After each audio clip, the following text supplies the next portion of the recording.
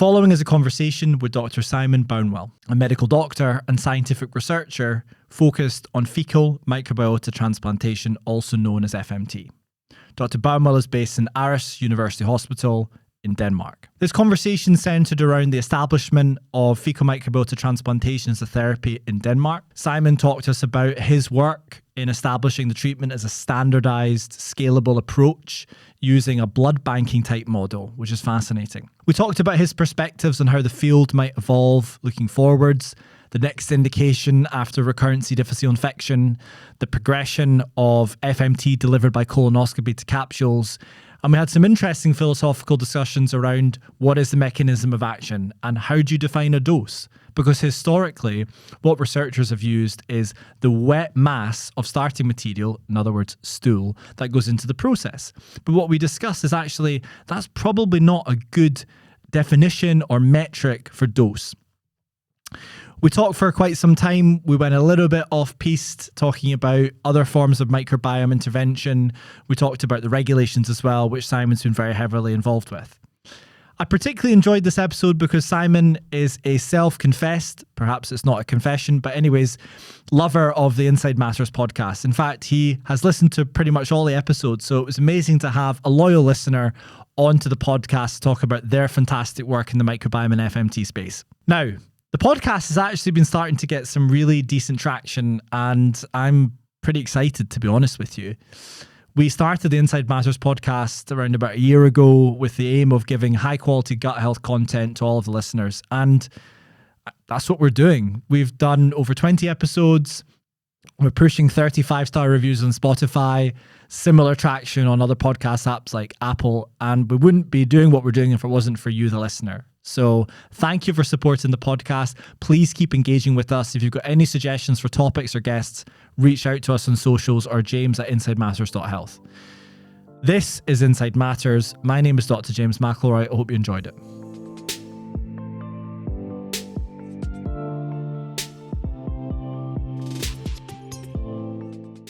Why don't we start with how you got into this field? Because I don't actually know, so you should tell me that story.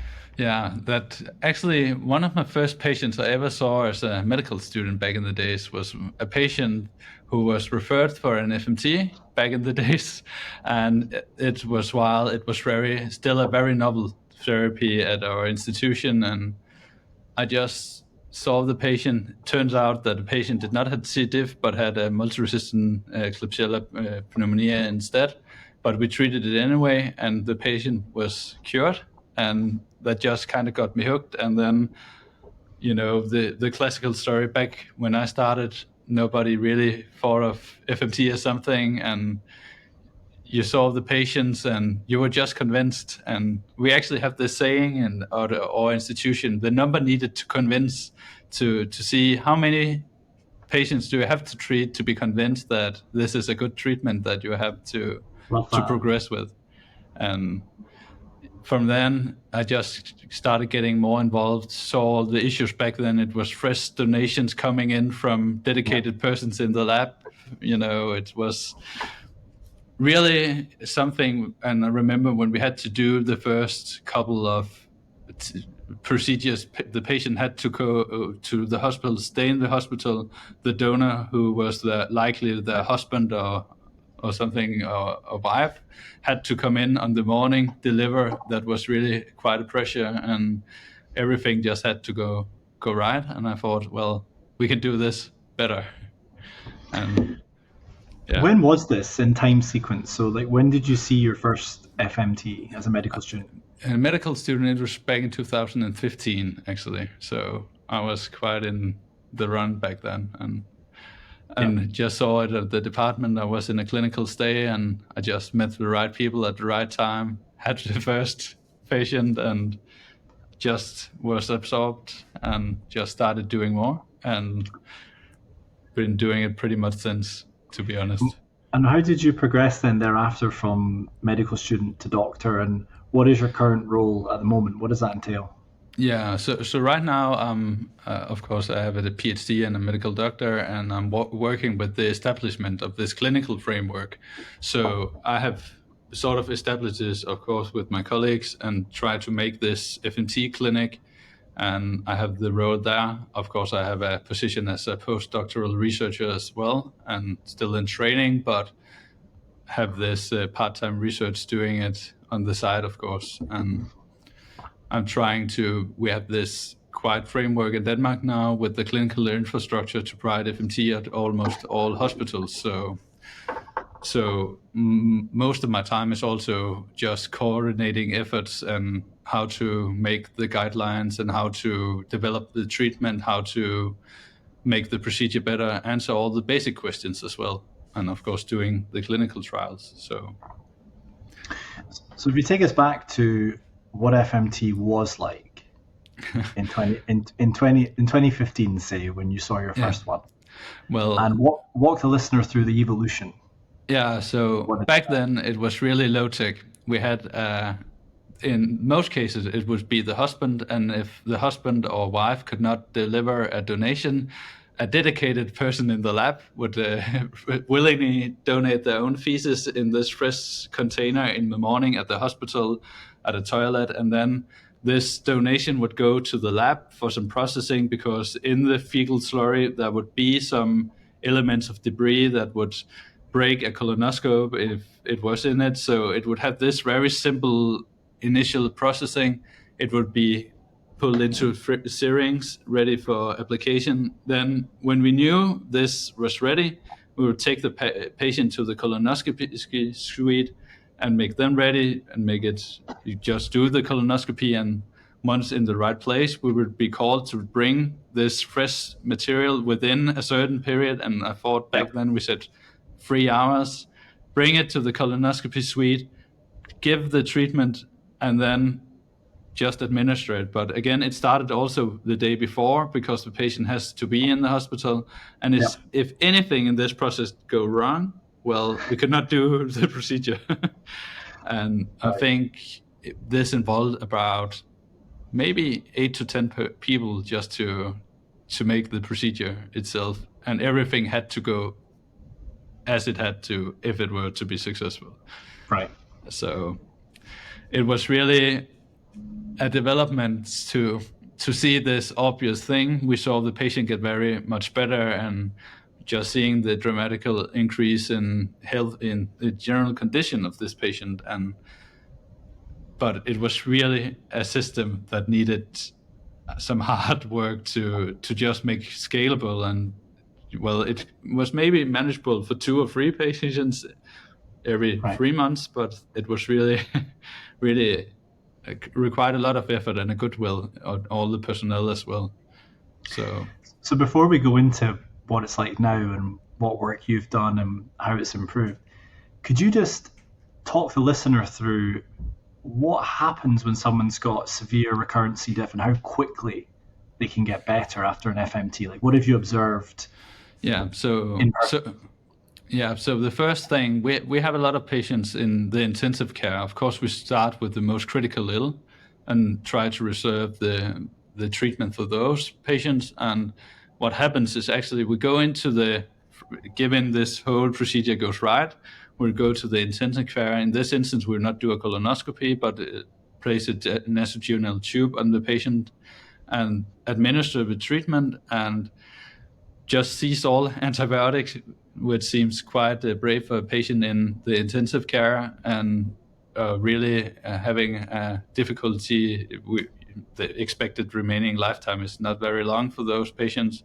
And then we administer it. And in Denmark, we have this Big Brother watching, so we can follow in the journal, electronic journal, and you can see that within the next 6 hours, a lot of the leukocytes, which is quite high in C. diff because a toxin A and B is a neutrophil chemotaxin, you can see that started to drop. You can see new notes on patients just improving, and the intensive care personnel not expecting this, and some would wake up starting asking for food, trying to pull out of the tubes. So generally, we actually tell that probably within the next 24 hours, you will be better. Some will experience some severe symptoms that some would have a sepsis-like picture, but all of those would improve dramatically. And we expect to have some kind of a clinical response within the first 24 hours. It's incredible. So are these people who've got an active infection, or have they been treated for their active infection through vancomycin, fidaxomicin? Yeah. The patient where they are in an intensive care and it's a last resort option. Back in the first days when we did this, it would be on the active infection because it was the last resort. But today and more from the forthcoming, when we did not have to turn off the fire, so to speak, they would always be pre-treated with antibiotics, vancomycin or fidaxomicin, and metronidazole back in the days as well. Yeah, back in the day. So I'll ask you an easy question. Yeah. What's happening that allows these patients to get better within 24 hours? And I guess I'm kind of asking you what the mechanism of action is, which is a bit sarcastic, not an easy question. But well, the ones who will answer this will become quite famous, right? I'm not sure I'm the right one, but well, from a mechanistic point, there can be some learnings from this observation. That if we think this is bacteria working, well, should this work this fast? I don't think so, because it has to go into this log growth of increased diversity, and they have to reproduce. So if it's working within 24 hours, maybe it's something else. And there's a lot of theories on that, but it could be have a lot of facets to it. It could be an immediate action, and then it could be engraftment of bacteria or bacteriophages, or there's some hypotheses. Also metabolites too. Yeah. There's been quite some good work on that, exploratory work, of course. But could I just push you a little bit harder then? So if you were to take a guess yourself and there was a gun to your head and someone said, Dr. Baunwall, you've got to tell us how this works. Yeah, where would you say? I would say the phages or metabolites, but you cannot tell which it would be. But I think maybe it has this dualistic actions of both the phages and the metabolites at the same time. Got it. So for the listeners who've hopefully just listened to the last episode with Dr. Indrani Mukhopadhyay, we had a long discussion about the virome and phages and the warfare that goes on between the bacteria and the phages 24/7, 365. So that's pretty cool. But what about from a metabolite perspective then? Could you go a little bit further on any of the work that you're excited about? The group in London at the King's College with Ben Mullis and Julian McKessie has done quite some good work on this, where with the bile acid is restoring the secondary bile acids, and I think there's a potential look into that. But it's of course this is all only for C. diff. For other mechanistic, I think we have to look at a more broader perspective, of course. But for C. diff, I definitely think there may be something about the bile acids. Yeah, and that might explain why there have been some small numbers of non-clinical and clinical studies where they've taken the sterile, what they call sterile fecal filtrate, seems to have worked, although it's not placebo-controlled and so on. So and we also have to, maybe a few bacteria would sneak in while doing those procedures, but there's definitely a lot less than in the crude FMT, so to speak. And the 100%. Sterile filtrate, of course, has a lot of obvious benefits if it's true in the larger cohorts. Agreed. And is there work ongoing investigating that at the moment, the sterile side of things, or? I think there's a lot of clinical trials, actually, if you look it up. I think I saw at least 20 studies, but it's mostly in other conditions where you could have some safety issues that's, the long-term consequences of the bacteria, but that's definitely a good study to look into. That would be cool. Maybe you should do it. And maybe that's ongoing too. So okay, cool. So tell me then about how the procedures evolved then, and talk the listener through how you've been involved in building things in Denmark. Yeah, so actually my approach has also been to go from the cradle to grave approach, stating that, okay, if we have this effective treatment, but if we cannot supply it at first, it doesn't matter. If we don't have donors to provide for the treatment, well, we don't have a treatment. So going from the cradle to grave, I saw in the first studies I did was to establish this infrastructure and try to recruit donors in a more scalable way. And I started off with the idea with some of our colleagues as well in the blood bank system here in Denmark to say most of the screening panel actually were quite similar to the blood donors. So we started to see, could we recruit among the blood donors? And that turned out to be quite a good idea, because in Aarhus at least 300 donors come in a day, and they sit there already, and they have a lot of time to just go through the comprehensive questionnaire, and they are actually willing to donate almost everything. So for them to be able to donate feces on a more regular basis than blood were just something they really wanted to do. And I found that by going to the blood bank, we could actually supply and make this scalable. So suddenly we had a lot of donors, and from where there I progressed to the next and stayed, okay, the colonoscopy, the fresh donations, that was not feasible, trying to make it frozen. There was quite some good early studies by especially Elon Youngster that showed that frozen were of equal efficacy to the fresh, and there was also from the Finnish group as well some good publications, and we just moved on to that. And from where there we also tried, okay, now we have a problem. Colonoscopy nasogenital tube is quite demanding on the logistics, so having an encapsulated formulation would be quite beneficial. So we acquired some capsules and started testing them, and we really started off very poorly, but progressed into something, and now it's just capsules, and we're trying to improve on that every day, and it runs. Yeah. On the donor side, was every blood donor suitable for FMT donation?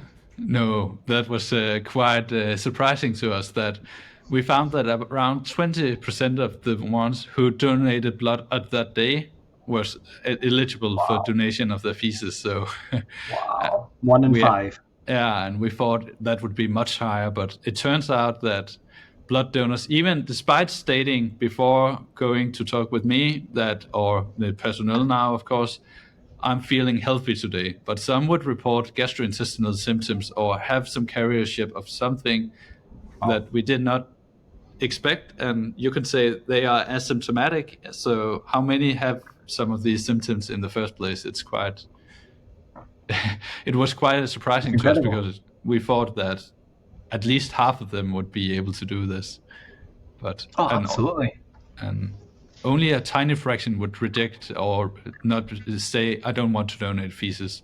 It was on something like, we also have some criteria that we don't apply to blood. For instance, allergy was a major determinant. If you had any allergy, a history in any kind, you cannot become a feces donor, and a high BMI as well. So if you're a male in a good younger age and you're doing just a little physical activity, your BMI would be above 25, and we have a lot of difficult exclusion criteria, if you ask me.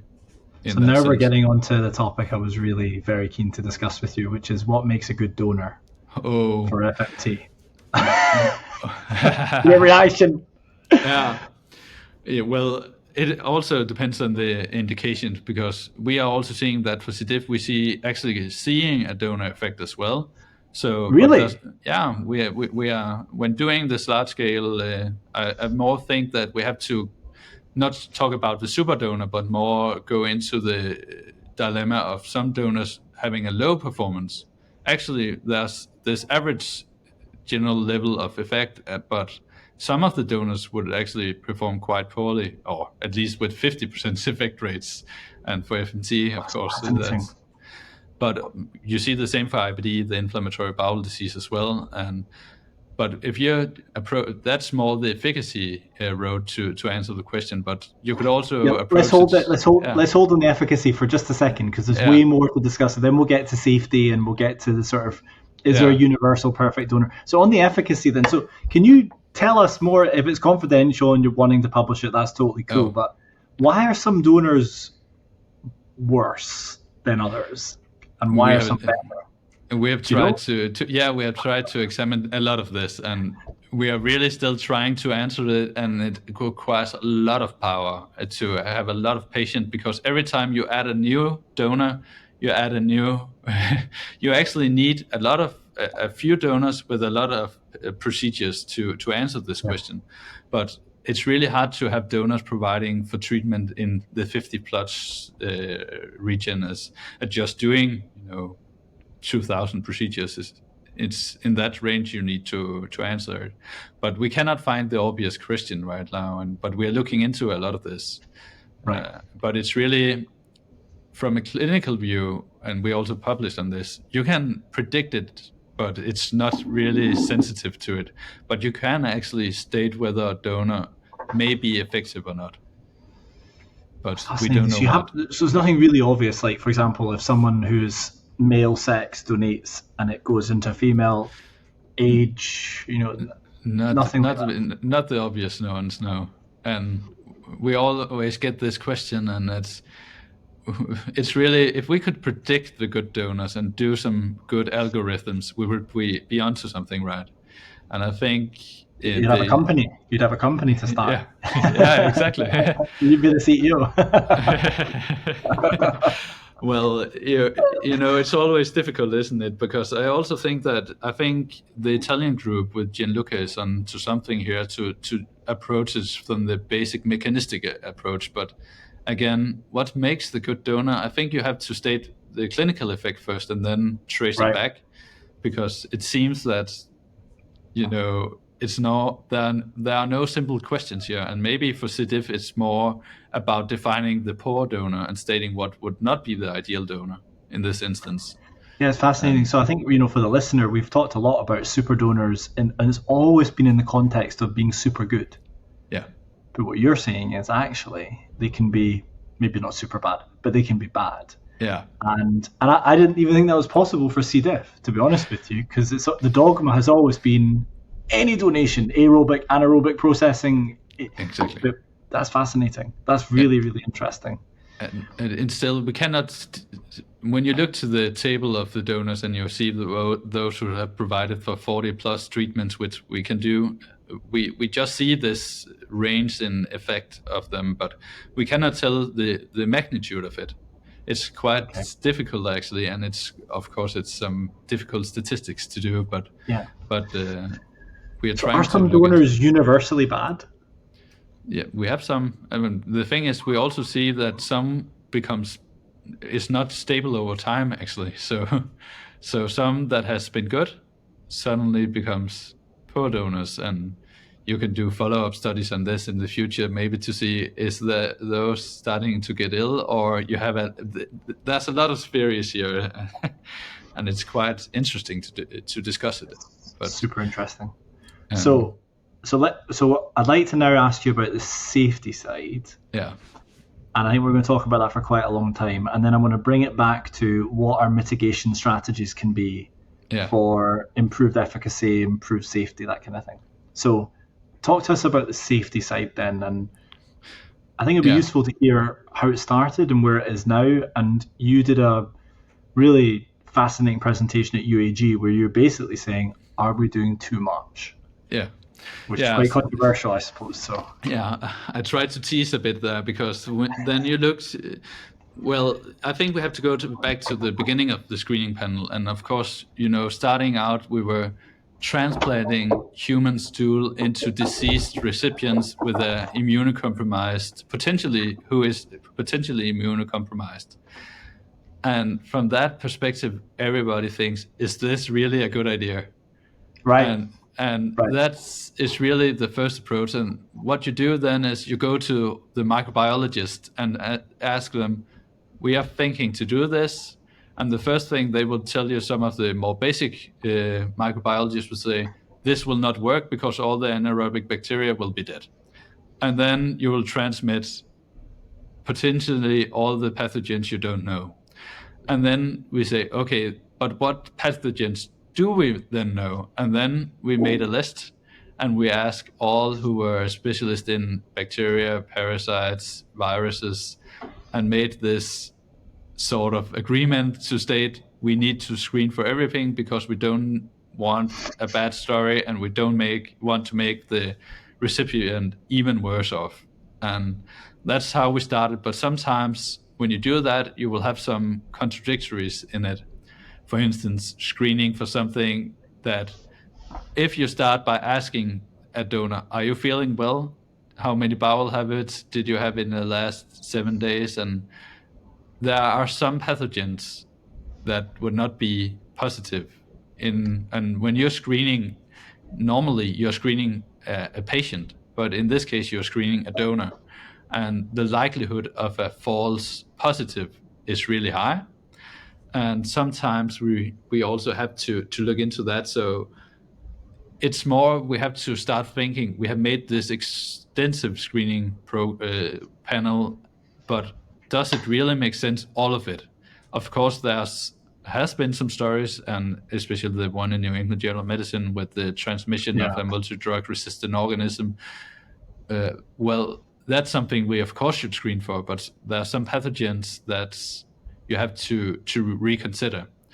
And also, there will always be the skepticism around, are we transplanting something we don't know?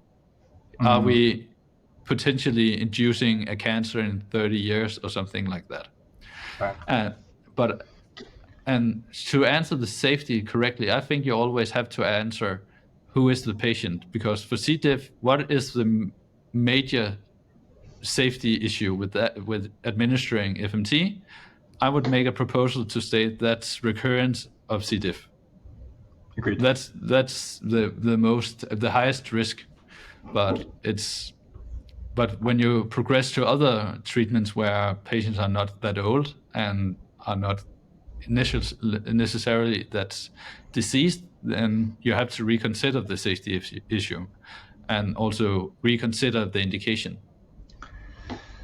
Practically speaking, though, it becomes hard at scale if you have a different screening protocol for every indication. In fact, it almost becomes impossible. Yeah. In terms of chain of custody and, if you're doing one thing for patient X and one thing for patient Y, then it's a bespoke, almost personalized medicine for each patient. Yeah. And you know how much the personalized CAR-Ts and right? We're talking mega money. Yeah. So how do we reconcile that then? Like, what are your thoughts on that? Oh, well, I think you have to do some minimal screenings, because when the thing about C. diff that's really nice is that either you have the disease or you don't. You either have the infection or you don't. So it's quite easy, or it's a model disease or infection to study the adverse events. So I think we have covered the short-term adverse events of FMT quite good now, with a lot of reporting of outcomes at adverse events. So I think it's strictly to state now that if you follow the screening programs, well, we can reduce the risk and mitigate the risk. But the things we don't know yet is the long-term consequences. And you have to follow the cohort to see, is there something that's more prevalent?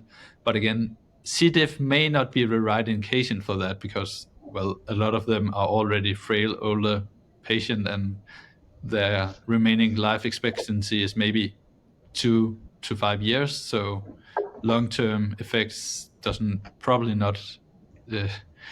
it's not something we can study that well in them, I think. But for other diseases, we should do it, and well aware that we are doing it in knowing we don't know the long-term consequences, but we have to do a long-term monitoring of them. And that brings us to the regulatory part of it. And that's the reason, for instance, with tissue, like substance like FMT that comes from a donor, you have to follow for 30 years and keep the samples. So I think in 30 years we can answer some of it.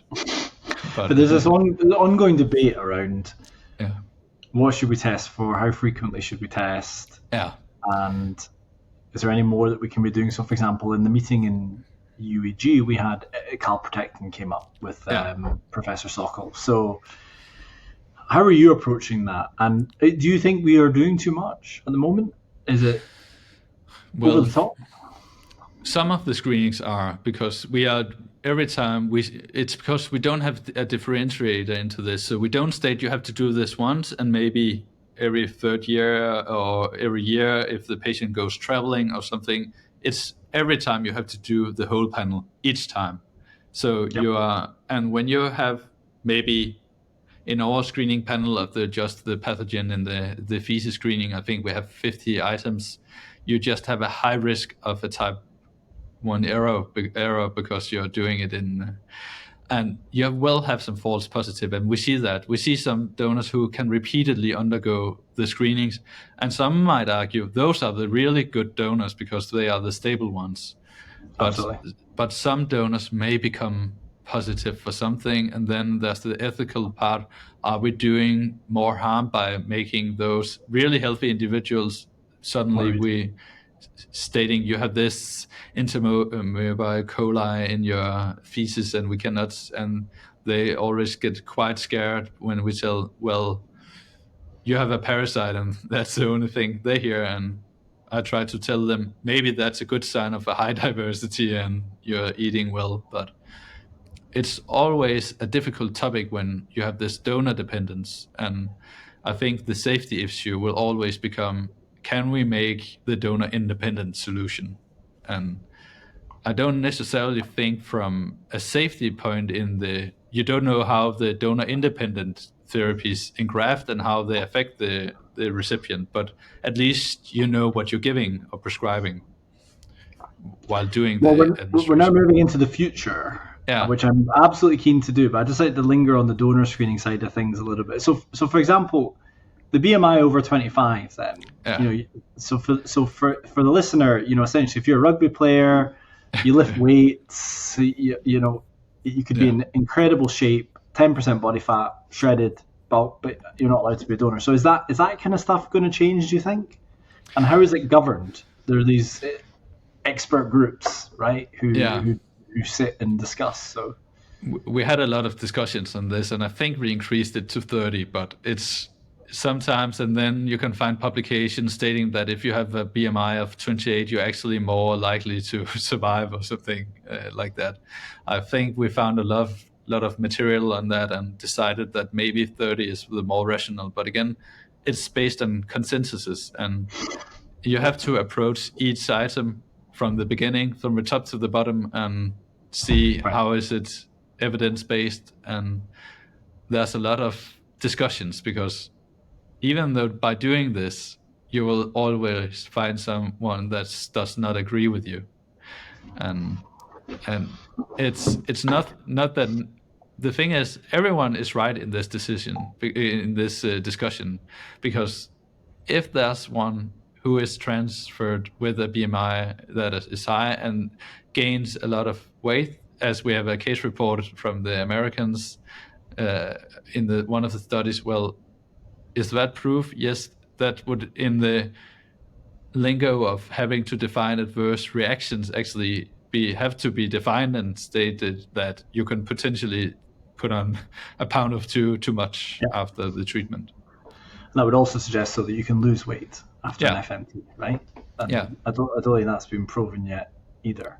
No, but so back to your own clinical experience then, how have the applications of FMT evolved over the years? So we talked about C. diff, but what are you investigating FMT for now? What are you excited about? Yeah, well, always C. diff is a good model, and we're looking into some new indications as well. We are running a clinical trial of a decompensated liver cirrhosis, and we're doing one which also investigating a gastrointestinal neuropathy in type 1 diabetes. We're doing in systemic scleroma and multi-drug resistant organisms. And and we also have a new one, I think, that would be with we'll try to graph to see the immune checkpoint inhibitors, because it puts some pressure on us that there's some good studies and clinical trials showing promises, and the patient are trying to, writing us and stating you can do the treatment, and can I have the treatment at your place? And we always try to have it in trials to do it the proper way. So we're not doing it off label, for instance. how do you select a potential indication though? What kind of discussions do your group have about, because the microbiome's been linked to everything. Yeah, it's really the hard one, isn't it? We try to have the severity indication, that the indication has to be somehow life-threatening or so. This, for instance, the type 1 diabetes with gastrointestinal neuropathy, maybe it's not life-threatening, but it's invalidating to have so many diarrheas each day. And we have this severity indicator because we're also managing a lot of those indications does not have good therapies, and this would be a last resort option. So when there are no good alternatives, we would suggest or try to do it at least in the first place. So you don't look then at animal model studies or sort of non-clinical work? Of course we do that. We will always start to do a study, but we will not be the one doing the animal studies because we have to stop somewhere, and we are doing the clinical side of the things and look for the basic labs to do the first. But I think almost all indications by now have a microbiome related manuscript to stating some kind of a dysbiosis, right? Right. And, gut health and the microbiome is now something that everyone's talking about. Back in 2015, when you did your first FMT, nobody was talking about it, right? Yeah. There were the Dutch group, the Van Noot study in 2013. Yeah. That was the only. That was it, right? And actually, in the first place, we also did it because we thought, okay, we had this patient, but did we really believe that you could cure by doing an FMT? And well, we reproduced the study and found exactly the same thing. So incredible.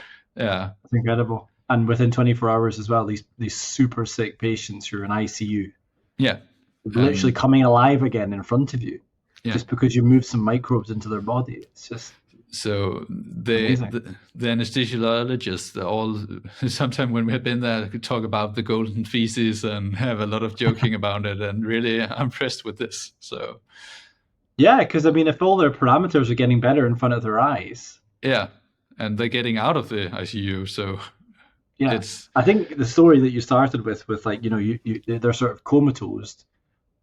You give the FMT and then they wake up and they say, "Get this tube out of me."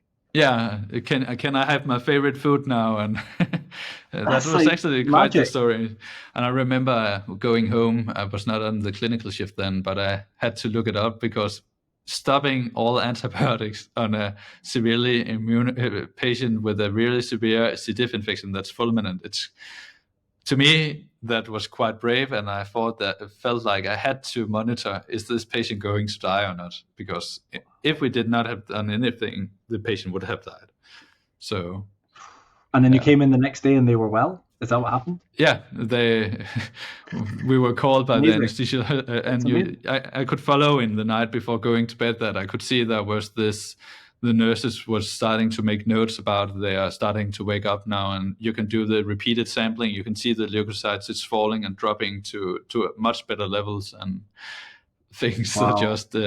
But again, this is of course in the active infections. I think with the recurrence, when they have some kind of effect, it's not this dramatic. But again, this is really the stories that convince us. So absolutely. To pursue this. So it's unbelievable. I mean, some of the people that I've spoken to as well off record have said that in the ICU they have given FMT to patients for C. diff, and incidentally their blood pressure started to rise and other parameters have started to normalize. And nobody can explain it. Nobody can explain how that's happening, right? No. But it's incredible. So have you seen similar? Have you seen blood pressure normalizing? Yeah, we have seen it, and they have been dropping quite dramatically. We also done colonoscopies where in the first place they had pseudomembranous colitis, and then we do the FMT, and the day or two after you can just see dramatic improvements in. And it's not that it's healing the intestines, but it's definitely doing something about the root cause of the problem, so the C. diff.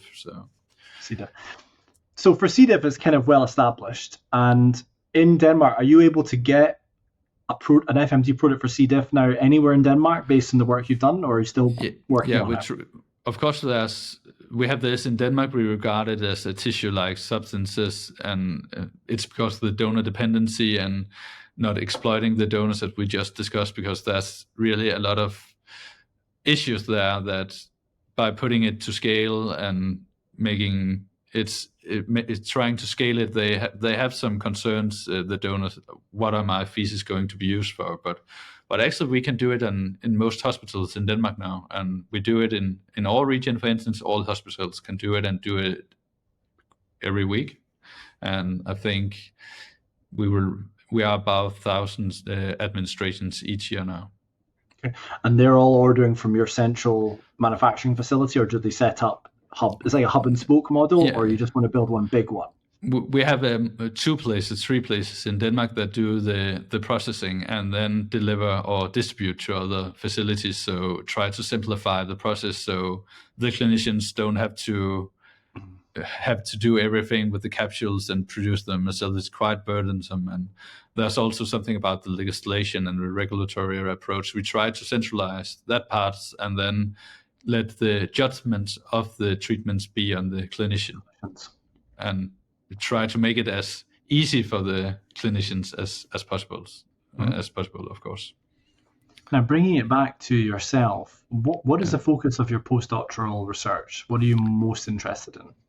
Of course, right now I'm trying to make the treatment available to most, because we also published on that it's really hard to have this microbiome therapy, microbiota-based research implemented into the clinic. So I believe that FMT is the first step, and then we have this more defined consortiums, and I see myself more as this is the first steps toward defining this microbiome clinics and try to establish this as something you have to use. And in the future, when more defined consortiums probably comes, but of course they have to show their worth, well, I would see myself at doing the clinical research, proving, it works. And I think you also have to have some kind of expertise for if it goes wrong. For instance, right. If you have a patient that's really deteriorating, you have to have some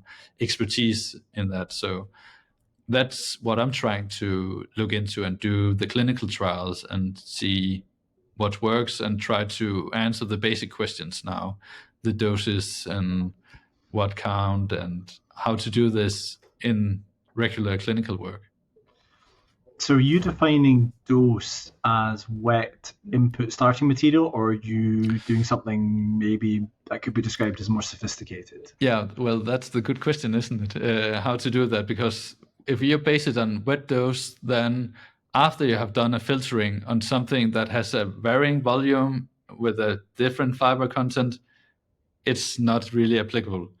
And we define it by the wet dose, but we are really looking into counting the microbiome or the microbiota, and we can see that that's probably the way to go for some, not stating that it's the bacteria working, but at least you have this concentration of for instance, you call it a fecal microbiota transplantation. So what we're trying to see is more all the DNA that's binding with the capacity and try to count it on a flow symmetry.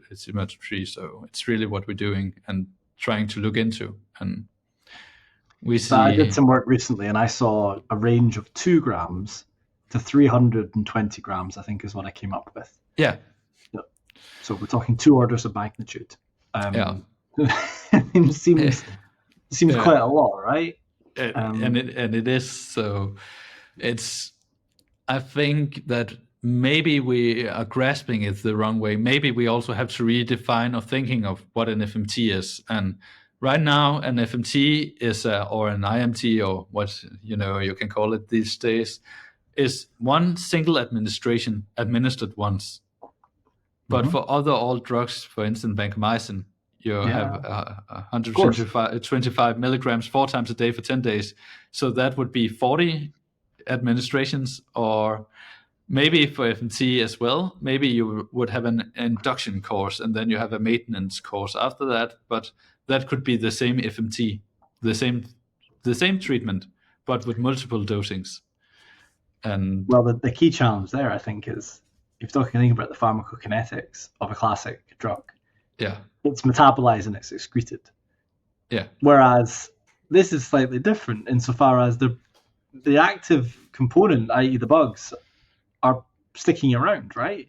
yeah, they're engrafting. So They're grafting. from a biovigilance point of view, how do you approach that? Because you cannot say that after 5 half times the drug is out of the Exactly. body. So, and what about the safety issue? So, if you're prescribed this defined consortium of this known bacteria, if that engrafts and it's with you for 30 years, do you have to follow the Is that patient a for good 30 thing? years? Yeah, is that a good thing? What happens? One of my biggest issues with the Ceres product, Cera 109, also known as Yeah. Faust, is you're essentially giving a high concentration of spores into the gut, Yeah. and it's only the spores. For the most part, it's shocked with Most parts, ethanol. yeah. It's shocked with ethanol. And I always said, is that really the best approach to change the microbiome as a whole? And other companies, of course, are giving anaerobes and consortia and so on. Yeah. But very often you hear people say, well, of course, these defined consortia are the future and they're safer and so on. But are they really? And do we actually know? It's easier for us to answer the question because you know what you're administering, but and then you can track it. But I always ask the same question because I think you're completely right, and you don't know how these spores would interact with your microbiota and the native. But for C. diff, it's kind of this extreme state of dysbiosis, the hallmark disease of a lacking microbiome, and I think for this indication, maybe it's a good idea. But again, if you have bacteriophages, you need bacteria for those to feed off. So you kind of have to have a certain degree and some knowledge of the recipient of the microbiota before doing it as well. And there's a lot of assumptions in this that needs answering to state, is this really the right approach? Well, for reducing the number of multi-resistant organisms, is definitely a good idea. Agreed. But maybe from the mechanistic point of view and what we will find out, maybe not. So where do you see the field going then over the next 3 to 5 years, based on the ongoing research and the work that you're doing? Well, trying to extend the indication. I'm a quite keen speaker on trying to move forward FMT in the treatment pathway, of course, but that's because there's always this debate of what is working and not. But as a field as a whole, I think we'll be moving into this more refined consortiums, trying to standardize I think would have some new treatment strategies in trying to have multiple doses. Maybe we would say something about an FMT induction with a follow-on maintenance therapy with multiple single smaller administration over days in the coming days after that. And of course, we'll see when we hit this new potential breakthrough in a new indication, maybe it would, I think, would be beneficial to the field as well. And I know you also have some thoughts about that, but I think that it's really about approaching this in the right way and doing it right, answering the dosing question, starting to discuss, okay, what is the dosing unit? Because it's not grams of wet feces. Maybe and it should not be CFUs as well, because much of the microbiota will not be able to colonize. So maybe we should find a new way to go about it to really see. And how does the industry and the academic groups work together on that? Well, I actually think this is an emergent field, and it's always starting with the clinicians, because they have the patients and they're trying to do the best for them. And I remember back in the day thinking, if there was just someone who could deliver this to me, I would gladly just take it and do it. And I was actually more forced to do the steps required to produce and bring this I think it was a really good therapy to the patients. Right. And I think that to really reconcile and do this better than the blood banks, at least in Europe, it has to become donor independent and be this defined consortiums, because I think that's the next step of how to approach the therapies. And if there's one day this better microbiome-based therapy that we believe is more safe and of equal efficacy, well, I would start using it. Now, but on the donor independent side, then, are you talking about single strain consortia of bacteria? Are you talking about phage? Are you talking about peptides? Are you talking about we take a stool sample and we make it bigger? Like, what is your vision for that?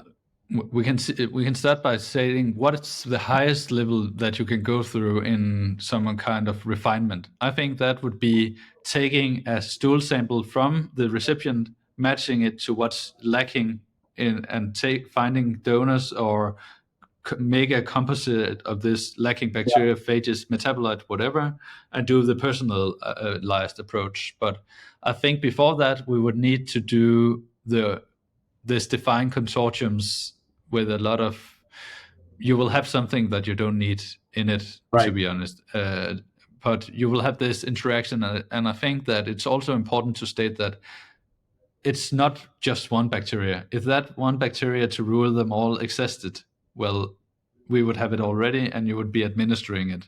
So it's not fecalium bacterium paucitini that we're trying to induce here.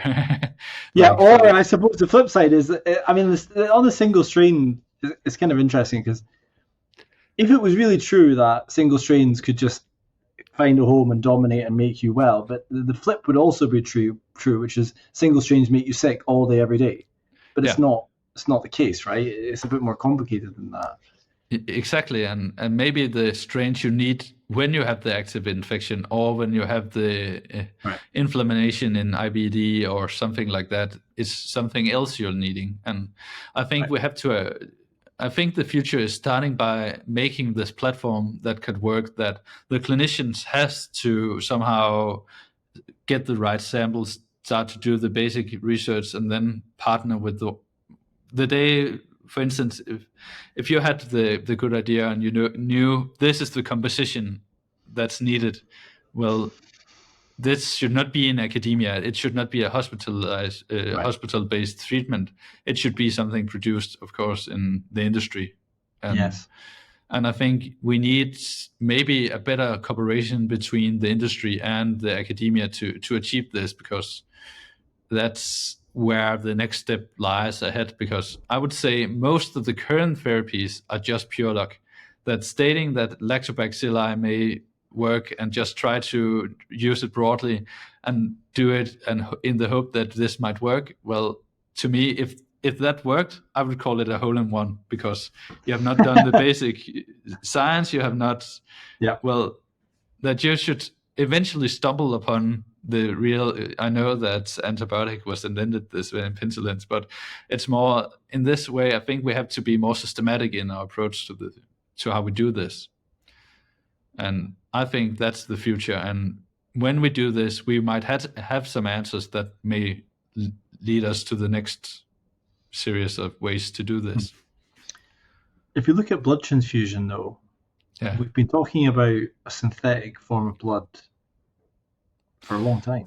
Yeah, well, at least 100 years, and it's the same with the plasma, and as well, synthetic plasma would be that's a huge industry, plasma donation, and that's huge, and I think we don't even know how that works. Maybe we could say this is immunoglobulins, but you don't know how exactly they are looking, and it's the same question actually. We know there's bacteria in the gut. We have an idea of the kind of composition, but even though you don't look like me and I don't look at myself over time, so it's really very common and very different in the same time, and it's really and it's the same dilemma. And the thing is, if we can move beyond the donor dependent, well, we could move ahead. But I think for every indication, we would have to do the clinical trials, maybe starting with FMT, trying to see what's working, and then try to purify. And in the same token, you could take the industry stance, which is we're trying to create the safest, most standardized, highest scalability form of FMT IMT. Yeah. And we're going to take steps, and there's controls, checks and balances to try and make it more effective and safer. And we're going to start with that, partner with the clinicians and other organizations, and try and tease out how it's working and refine and optimize. Exactly. So I don't actually disagree. I think the future ultimately will be donor independent eventually. But for now, I think we've got to hopefully, yeah. I mean, it could be 100 years, right? Maybe not with AI and all this amazing stuff that's happening. But again, I think everyone always think I'm crazy when stating this, but I think that using FMT is a technology.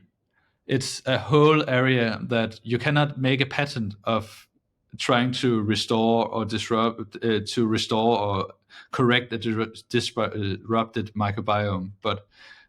But is putting stool from a healthy donor to a deceased recipient really a technology? And yes, I would argue that, because has so much potential, and it's a technology in itself, and there would be patents, there would be indications, and a thriving industry, but nobody can claim it all because it's a technology. And I don't think the field would benefit from that. But I think we are at a stage now that's no longer 2013, and we have involved a lot of, when doing FMT, you have to see how many groups of different personnel you have to involve: industry, nurses, laboratory staff, and patients. And that's and also I think there's a need for this cooperation and trying to extend the field. And I think we are at a point now, but I don't think the simple solution exists, because if that existed, we would have it already. We'd have it, right? Yeah. If you were to summarize what we as a field have learned over the last decade, so it was 10 years ago that the Van Noot paper was published in the New England Journal of Medicine. Yeah, it's kind of crazy, right? Time flies. I feel like I'm getting old. I remember reading it and I'm like, whoa, 10 years later, I'm doing this thing, and I'm speaking to you, who's also been involved for pretty much the same length of time. So what do you think are the key things that we've learned as a field over the 10 years? I think that the thing is, you have to approach this from the beginning. When you're doing FMT in the first place, you will say, is this really effective? And the Van Noot paper ensured us this could be effective. Then the next question would be, is this really safe? And I think that in the short term, we can say now, well, it's safe. And then you will progress to say, okay, we have an effective treatment that's safe. How do I get it? How can I do it? And then we have answered most of that by stating capsule is a viable option, and you can do it on a high scale if you're doing it right. Donors will be willing to do donation for this. It would not be a taboo to anyone if you're doing it right. And then we will move on to the availability now. And I think in the next century it would be, or the next 10 years would be, the mechanism of, and that's the holy grail, isn't it? The one to be the first to answer just a tiny fraction would be, that would be the new Van Noot paper, I think. Yeah, not a Nobel Prize? No, I think you're right. Maybe if you could that, well, I'm not Swedish, so I know. That'd be pretty cool, wouldn't it? It'd be pretty cool.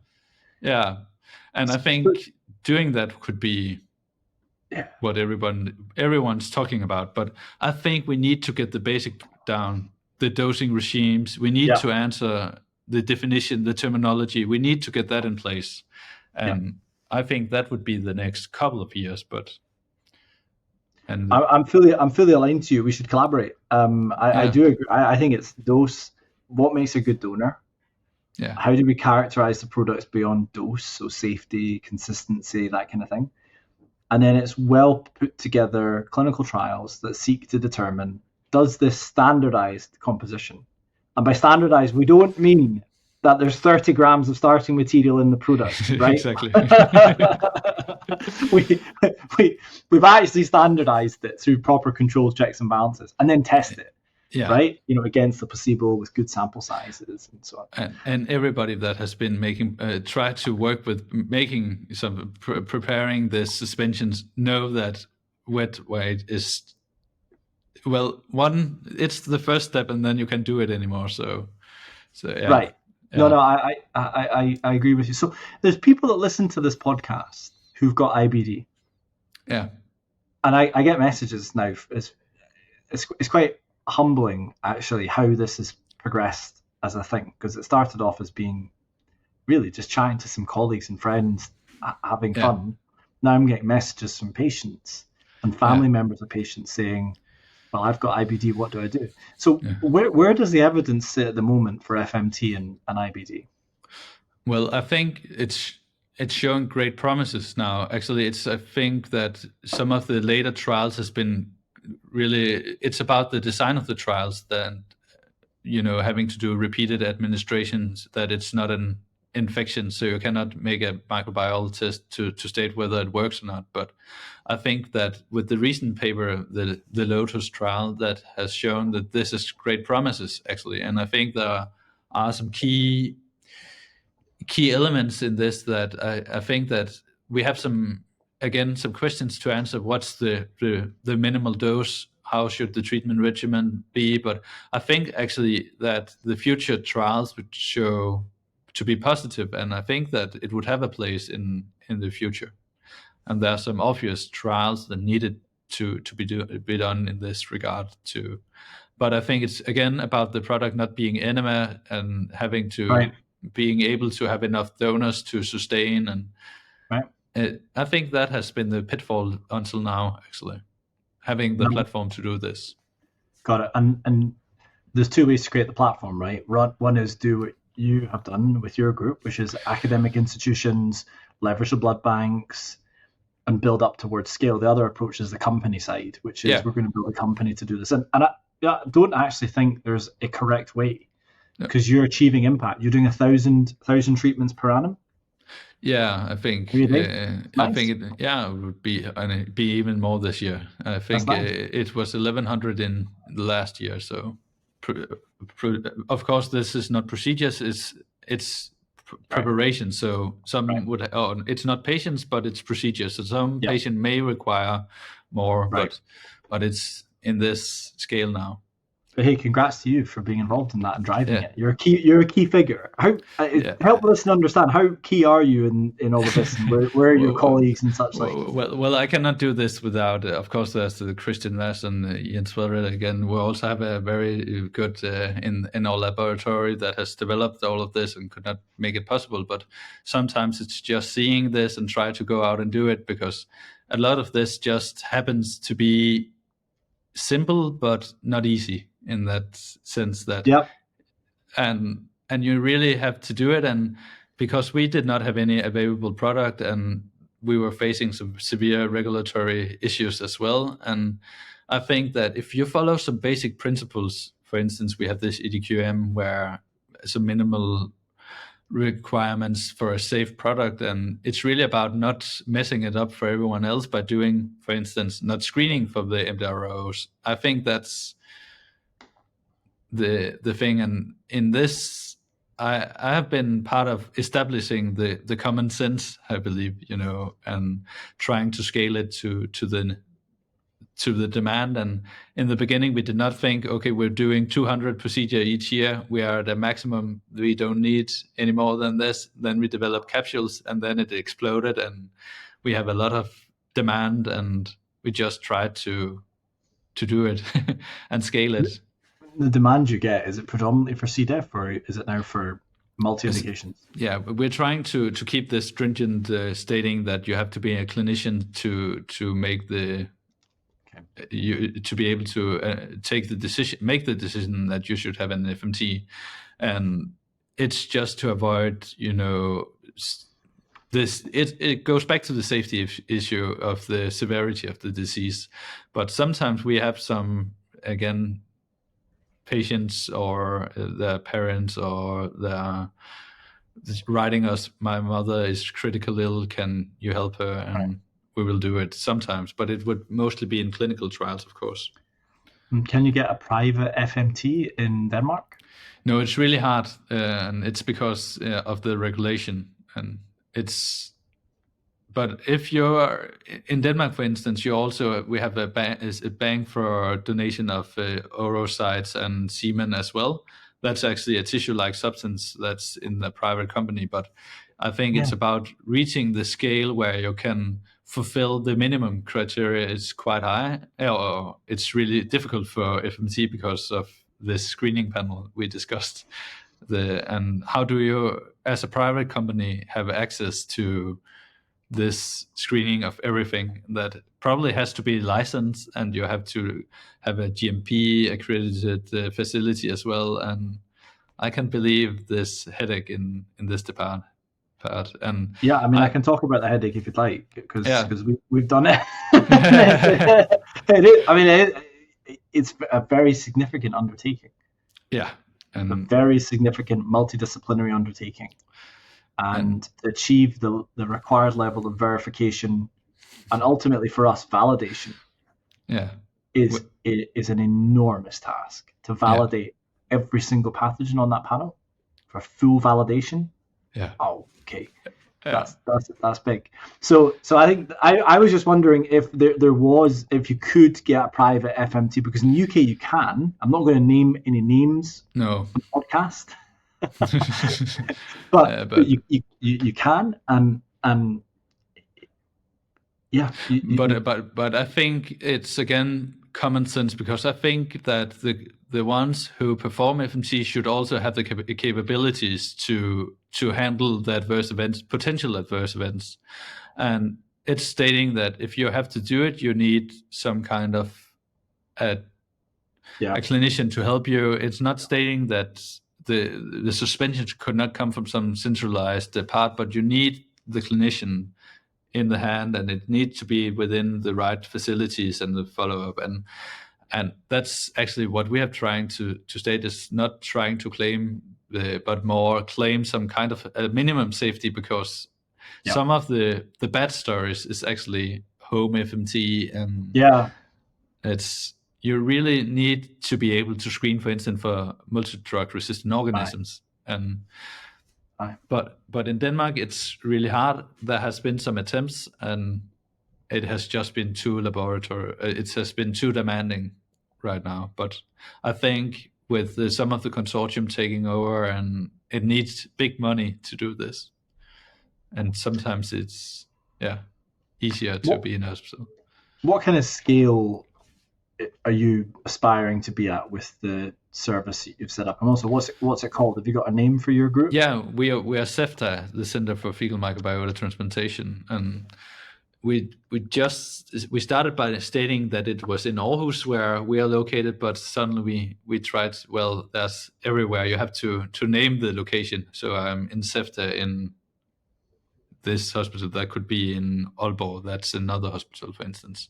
So we are trying to do this center, but I think in the future we would develop into become the more clinical part of it, where patient would come and we would have this drawer of different treatments for different entities, and then be the treatment part. But right now, it's really hard for us to get the hands of just an FMT treatment, so we would have to produce it ourselves right now.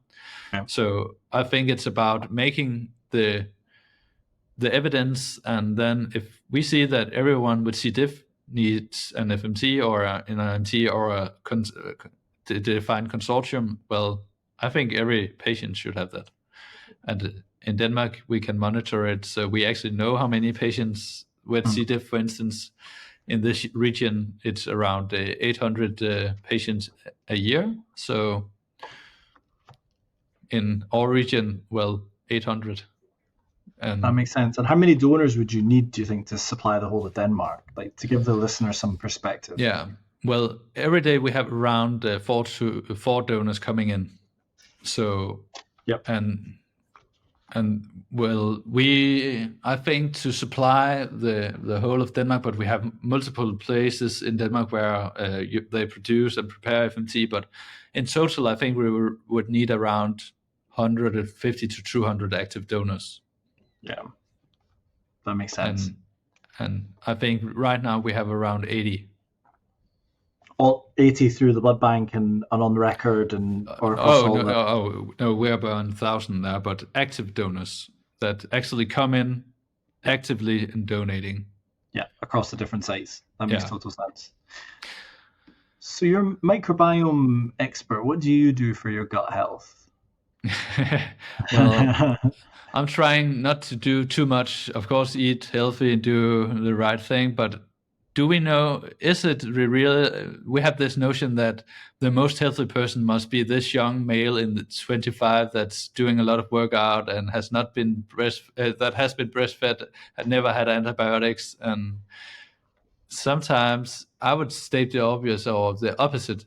What about the one who is 65 years old, have never been ill, but have not eaten well? Is that a healthy, resilient?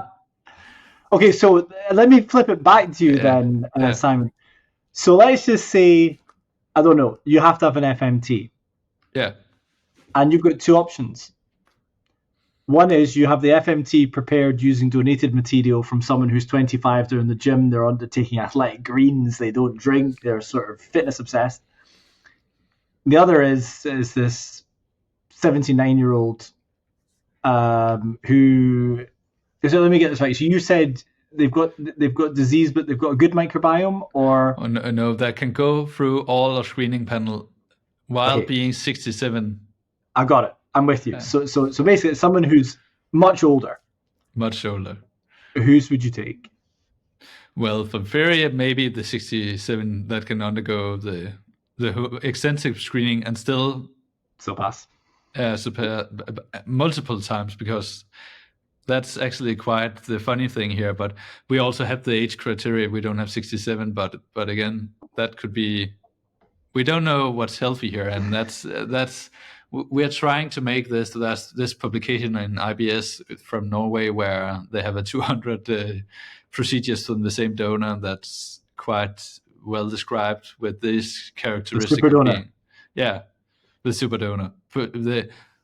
The potential super donor, but I think we have to approach it from the perspective that maybe we should see what the disease is like and try to match it. But again, that's the future. So how would we do that? Could we do that now? Well, do we know enough? I think we have to state dysbiosis. That has not been done quite in many diseases. So you have to prove that there's a dysbiosis and see what's there lacking, and then you can do the matching. And for instance, Jasmine Bashaj has done this with the hepatic encephalopathy, and they try to do this rational donor screening based on what's lacking in the recipients. And it's hard to prove that this is correct, because then you would have to do a randomized trial by randomizing to rational donor selection and just donor selection from the consecutive. But I think there may be something to it when we have the machinery and the computational power to do this. And on that point, are you building AI into your workflows at the moment? Well, I'm trying to see if I can build this assistant from the chat GPT, but I'm quite a keen interest in the endoscopy and to see how it can predict on the go and maybe assist. And I think we have so much data potential, and it's just about trying to use it. But you mean your group has tons of data and it's about trying to... No, in Denmark, we are really used to having tons of data. And it's because we have Big Brother watching in this big, databases that is electronic with all your health information. So in theory, you could train them and you could find all old, for instance, if you do a capsule endoscopy, you can have old footage. You can find that and match it to the history and try to train it. And that's cool. It's just waiting. And I'm not doing it, but a lot of groups in Denmark are doing it because they have this data available, and if you have maybe 2,000 tests and you can just train it to say, look for something that's positive here and it has been marked at this time point, well, but in the microbiome field, we still need some defining. So, but what's definitely, important, what's not. yeah, do some unsupervised learning of the microbiome to see, could we find some pattern that we missed? That'd be cool. Yeah, that'd be super cool. And we have done some of it, trying to locate the fingerprint of the bacteria that transmitted when doing the transfer of an FMT, and it's quite. But again, that's beyond me. I think I'm going to do the clinical part of it, and I'm trying to find some good partners for this. But it's definitely worth looking into. Mm-hmm. Now, if you were to place some bets on what the next 3 indications will be for FMT after C. diff, what would you say? Well, we might have one, but I can't disclose that. Come on! Everyone's on the edge of their seat. We need to hear it. Yeah. Nah, it's cool. If it's confidential, it's cool. Maybe we can talk after. Yeah.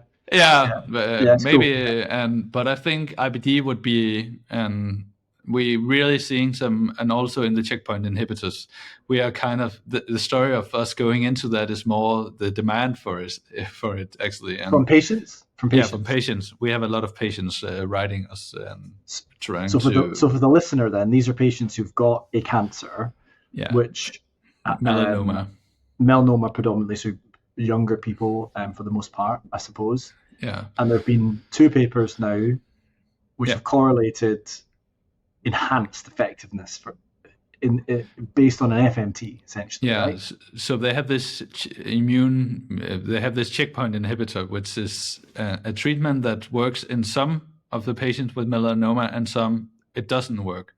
And we cannot explain why it works in some and it does in others, but the common notion is that if it does not work, it would not work. So you either have an effect or you don't. And then they have tried prescribing FMT, and suddenly some of those that did not have an initial response suddenly had a response, but it was not in the C. diff area where it maybe of those patients, if you read the publications, it may be 2 or 3 patients, and being used to FMT for C. diff, that's not a good story, right? But when doing it for cancer patients with limited options, suddenly it becomes a good story, even the few that have it. So, and we also, but actually we are more on the immune-mediated side with the immune-mediated colitis on this part, because they have severe adverse events as well. So it's when do we approach these things? So it's some would develop immune-mediated colitis, and we will try to do that or treat those patients. But so they've got diarrhea essentially, and we're going to give them an FMT. Yeah, that makes total sense. Will they get capsules? Yes, and we have heard that history before about diarrhea, and suddenly you have to do something about it, right? So absolutely, very similar to C. diff, and the capsules seem to work just as well, which is also very interesting. Yeah, but we will still have to do, for every new indication, we'll have to do the dosing, the how to minimal. We have to, the mechanism of would always be the same. So for the new indication, so it's really there's a lot of publications coming from just starting to prove efficacy and then try to explain how it works. And 10 years after the New England Journal of Medicine paper, well, we're trying to, for C. diff at least, defining how could it work. Know. Yeah, we still don't know. So, but we can have this conversation in 10 years then. Yeah, we should do that. That would probably be more uplifting, because now we're getting. We hope so. We're getting there. We're getting there. We have made a lot of progress as a field, I think.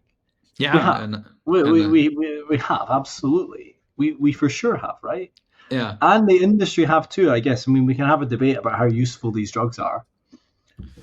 But there are 2 approved products in the US.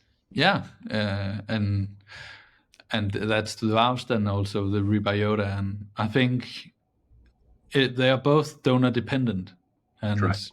It's really the thing I'm looking forward, and I have high hopes for the ones that's donor independent. and there are some in the clinical pipelines as well. And There are. I think that I'm looking more to them, to be honest, right now, because as a clinician, I think that would be really the interesting, and from the mechanistic part, it would also be very interesting that maybe it's these defined consortiums or proof of principles that maybe one of the treatment pathways or the mechanism pathways is this Clostridioides or Clostridia species that they're trying to restore.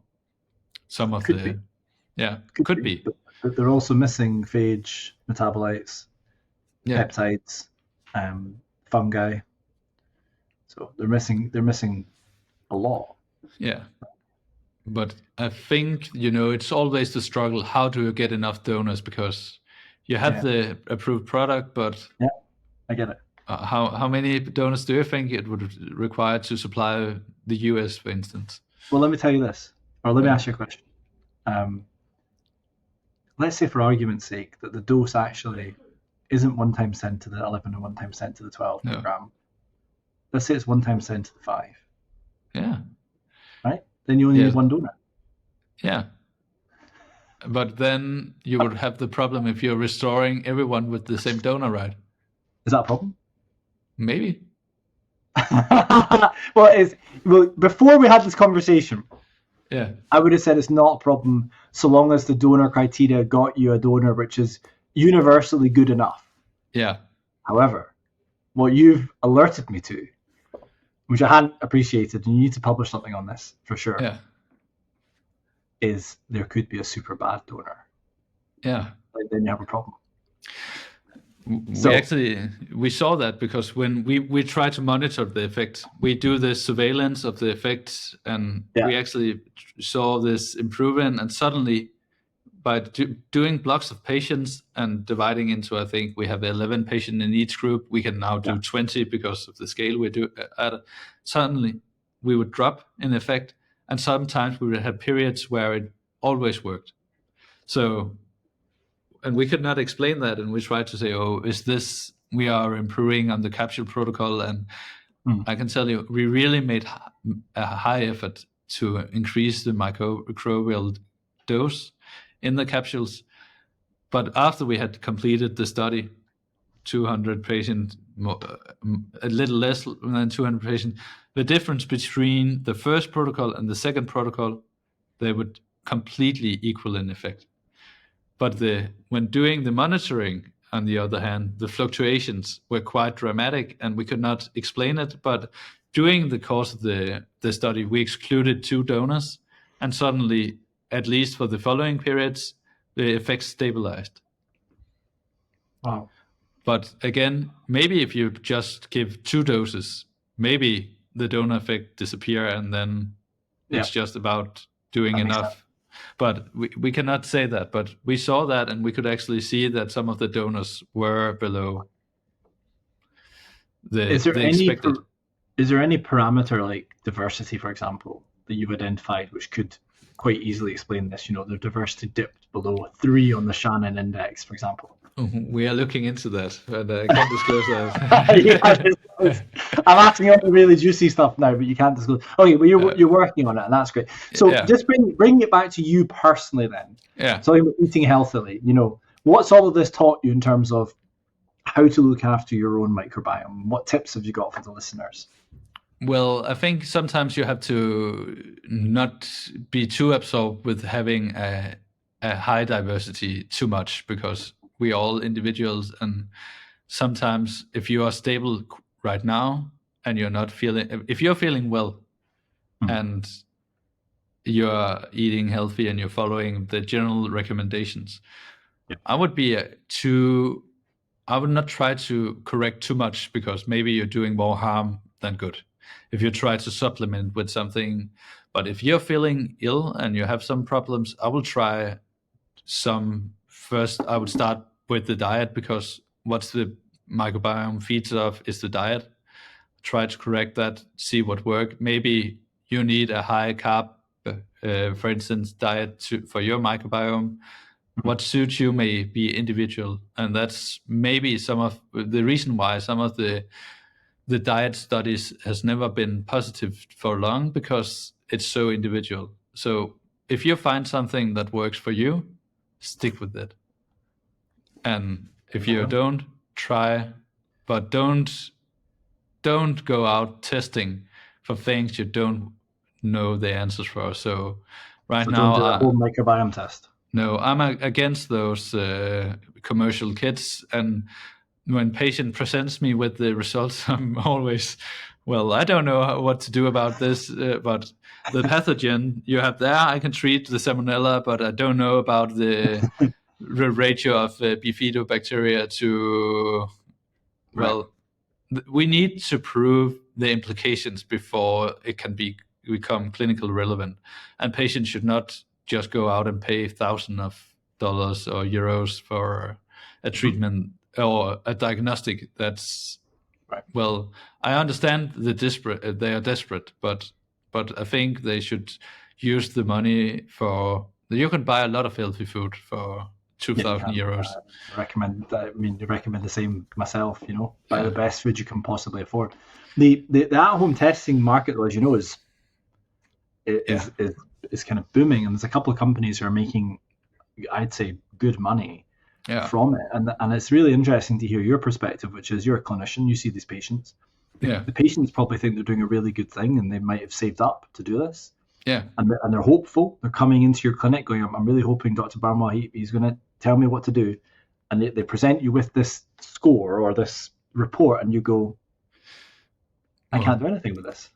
I always look to the first page of those because that's with the common pathogens in the screening panel, as we know, where, okay, they have been tested for salmonella and all the known, and sometimes it's actually positive. And then I can tell you, well, I can prescribe you some, we can do something. And then it always progresses to this ratios that has maybe been validated against some dysbiosis index that's IBS versus, for instance, healthy people, but again, then they apply this ratio to something else that's not IBS. Well, you cannot use it. You always have to be aware what it's been validated before. And well, sometimes I can see, okay, I ask them, so you eat the same every day? And if they say, I only eat soup, I will tell them, well, I can see that, and that's the reason why it looks like this, and maybe you should diversify your diet, and I give them some dietary advice instead. More fiber, more fruits, more vegetables. Yeah. Eat real foods. Yeah, and try it. Sometimes you have to experiment with what's working for you, and more having consistent bowel habits, so you try, and it's more getting a focus on it. And sometimes I tell them, now you go home, you write a diary where you say how many times you go to the toilet and your symptoms. And then in this, you also state what food you ate this day. And then somebody comes back to me and we found, well, drank 2 liters of coffee. And then, well, that's probably the reason for the diarrhea. And so sometimes we're missing that. And what is normal? How many times should one go to the loo a day? Yeah, well, that's the exact question we're also investigating, and we're actually trying to answer that question. So 1 time a day, twice a day? There's this guy, Mark Hyman, Dr. Mark Hyman. He's a functional medicine doctor. He's very famous. He's been talking about the microbiome since before the New England Journal of Medicine paper. He says twice a day. Yeah. You should go to the loo and do a poo twice a day. Yeah. But we don't. The thing is, we don't know what's normal, and we don't have the normal bowel habit reference, which could be quite a nice one, right? So we just don't know. Is that right? Is that a fact? Like we just. Well, I have tried to. If some of the listeners there, I would be very keen to have the publication. And the thing is, we need to know what's the healthy for the what's the normal bowel habits for the healthy. We have to make sure the ones participating are really healthy. We have to know that for them. They have to state something before even get the questions, I'm healthy today. Are you talking about for the donors? Yeah. Or not necessarily, just for the general perception, what's a normal healthy bowel habit? Because the normal bowel habit has also to include the ones with diseases. because that could be normal for them. But we need the normal, healthy bowel habits. So I see what you're saying. I hear you. I see exactly what you're saying. So we have been talking for an hour and a half. Yeah. And we've covered quite a lot of ground. We talked about the evolution of FMT, future new indications, defined donor independent therapies. We've talked about safety, and we've also talked about your work specifically. So is there anything else you might want to highlight to the listener that might be interesting for them or impactful for them as they're on this journey? Well, I'm always asked about the regulatory part of this, and it's really a headache because I have been too much involved with this, spent too much time on it, and I'm not a lawyer in any sense, but sometimes we just have to acknowledge that, for instance, in the Europe and in the US, there's different legislation. So in US, also blood is classified under the drug legislation, and in Europe, it's more difficult, to be honest. And we have to acknowledge that right now it's coming out of a person, so it's a substance of human origin. Then it's a question, when do we make too much processes or apply too many steps to it for it to become more like a drug and should be regulated as such? And I think we also have substances that's both a tissue and a drug at the same time. And and I think sometimes we have to acknowledge this is a tissue until it becomes something else. It's a substance of human origin, and then something else takes over, and it becomes, there's a lot of very broad definitions for this, and ATMP, that's and there's a lot of synonyms, and it's just to state this dilemma: what do you do when you have something in grafting? And so can I just push you a little bit on this? And I don't think maybe no one's ever asked you like this before, but is it really a substance of human origin in the true sense? Now, I know literally it has come out of someone's bottom. Yeah. Therefore, but the microbial elements are not human. No, but it has been co-evolution. There's been an ongoing evolution in this, and it's also what you eat. There would also be some of your human cells in it. So if you could remove the cells, but I think the reason for this is not from the active ingredients. It's more to protect the donors, because in theory, the one I can counter ask you this: if you had the super donor, you were the super donor. Should I continue to donate every day so I could cure 200 patients instead? And then I hear what you're saying. I get it, and I think what I mean, I can answer the question. Yeah. Look, we have to behave ethically and in keeping with all, good faith acting. So no, we couldn't contain somebody. What we could do though is collect donations with their consent and analyze them to the nth degree and try and figure out which elements are the ones actually driving the super donor effect. And everybody should be doing that. And I completely agree with you. And the thing is, the reason why it's a substance of human origin and it matters is more from the donor protection part than it is from anything else. So, but again, that could be private as well. We have companies in Denmark as well where you are donating semen and you're getting paid for it. And so there's many layers to this, but it's more to acknowledge that we also, in this process, we try to focus too much on the patient and forget the donors and the rights of them. And some of the donors may feel obliged to come if I tell them, well, you are a very good donor. We need you. And we need this act of altruism where the donor independently, without knowing their effect, donate and do that on a willing basis so they don't get paid. For instance, we know from blood that by paying blood donors, suddenly we don't have hepatitis anymore and HIV in there. So you have to do it on that basis. And that's the reason why some of it has to be, when it's donor dependent, it needs to be, the donor part of it needs to be under regulation that's a substance of human origin, because that's not covered in the current drug I understand legislation. what you're saying. So I get what you're saying. So there's a few different elements. One is protecting the donors, yeah, which makes sense. One of the other elements is making sure that the material that they're donating meets the sufficient levels of whatever it is we think are important in the context of critical quality attributes. yeah, And then there's some forward-looking stuff around if you're taking the stool and subjecting it to levels of processing and you're presenting it as a drug, then it should be regulated as a drug. yeah. But we're finding that bit quite difficult, aren't we? When does it become a drug is what we're finding hard. Oh, we have been discussing that a lot, and I think it's when you do it, when you're applying steps in the processing that's only for preservation. I think, for instance, if you're donating plasma, if you take your plasma and donate it to me, well, that would be a tissue transfer. But currently, you take plasma from a lot of people and pool it, and when you pool it, it becomes a drug.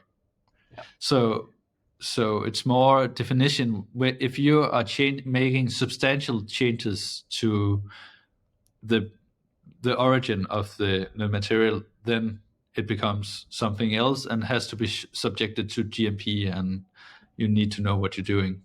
On the pooling side, I know we're about to wrap up, but we can keep going. So we need to talk about pooling. Yeah. And I'm an advocate, but you have a lot of experience in super donors, not so super donors, testing, controls. What are your thoughts?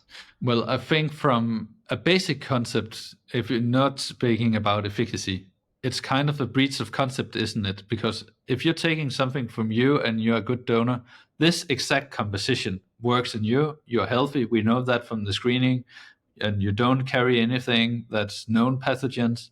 This exact composition, it carries some degree of that this exact composition is healthy in you. But if you start to mix two donation, you don't know how they interact, and you will have some other. You don't. Then you're back in the laboratory in doing cultivation of something. You don't know how it would interact in the host. But by doing a single donation, you know this is a healthy in this person.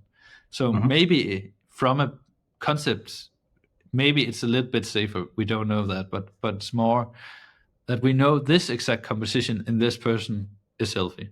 But Right. from an efficacy point of view, I completely get the idea of pooling and trying to maximize the potential to have the most impactful bacteria or phages, metabolites, whatever.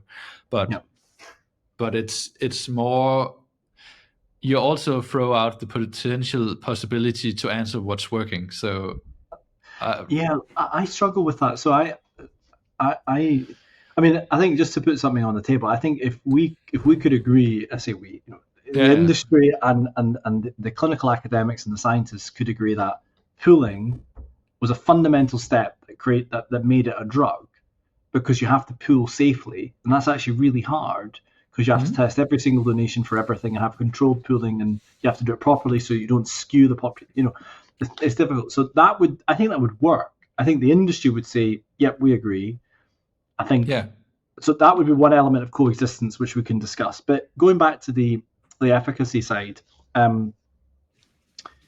it's kind of interesting because you could say, well, diversity is a proxy for effectiveness, and the more people you mix together, the higher diversity you've got, and therefore you may have a better product.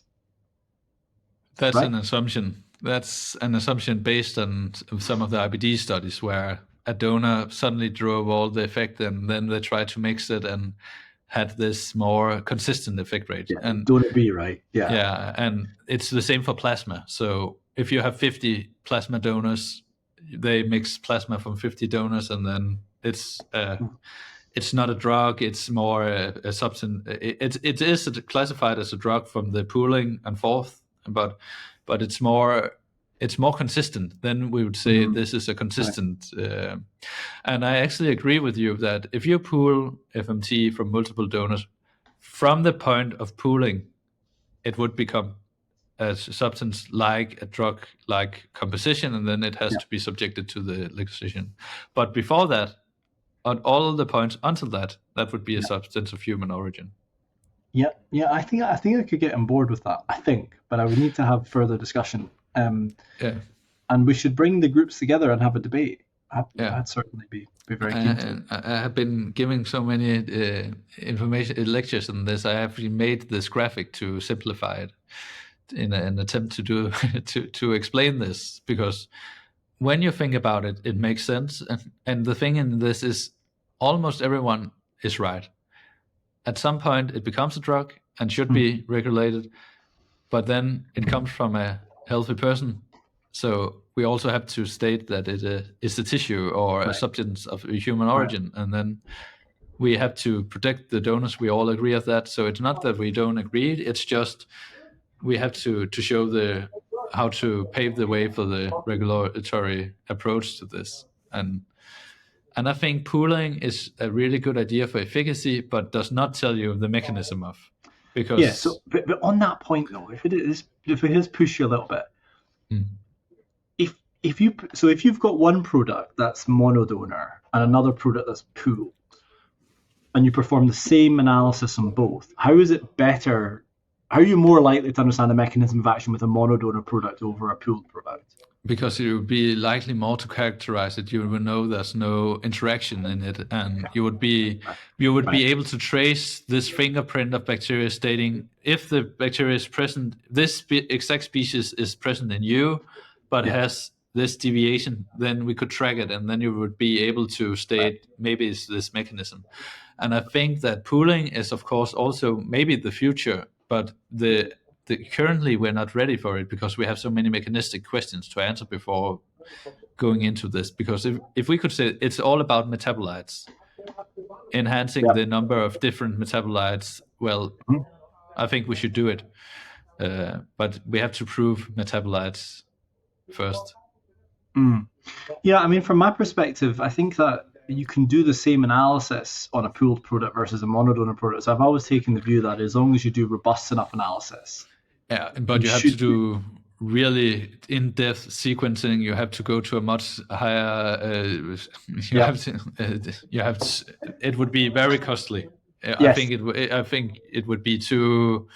I'm not the right to answer this, but I could imagine that the samples, the depth, sequencing depth would be close to. Yeah, I take that point. No, I take that point, and I guess it's one for the industry, I suppose. If we're all pooling, we need to do the necessary work to explain how our products work. And by the way, that is an industry headache. Yeah, and if you're introducing a new donor, would that become a new drug? Would you have to get an idea as well? But it's a good question, and from my perspective, the product needs to have a specification. Yeah, and you have to make it broad. And it has to hit the specification every single time. Yeah, and the specification is not all-encompassing. And at this stage, it's also not down to the strain level specificity. Exactly. Right? Exactly. But I get where you're coming from. So it's more if the active ingredient is changing, then it's a new product, because GMP has what it ensures is you have the same product every time. But the thing is how the tissue legislation in the SOHO is more to how you bring a heterogeneous product in the most safest way. It applies to the procedures around it, and it's not stating that the tissue legislation is for academics. No, it's also for it's also used by industry, and it's just because the industry is used to working with the GMP and the drug substances, and that's something they know. But it's difficult. It is difficult, but you're making great progress, and you're having big impact within Denmark. And I wanted to extend my thanks to you for both listening to the podcast. I'm a keen listener. But also, I really appreciate that. I really genuinely appreciate that. Having an expert like you listening to the podcast regularly is frankly a fantastic endorsement, and makes me feel really proud and really happy. So thank you for that. It's been a I'm pleasure. learning a lot. Yeah. I'm glad. Well, it's been a pleasure to have you on. I've learned a lot from this conversation. Yeah. If people want to follow you, where should they go to learn more about your work?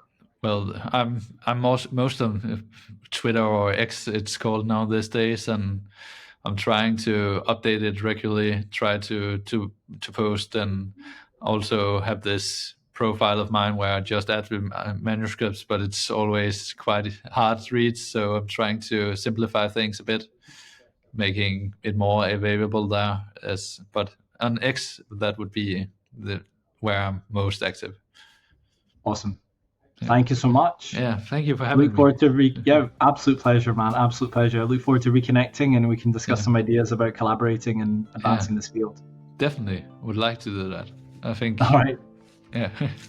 Thanks so much. Yeah, thank you. Cheers. Cheers.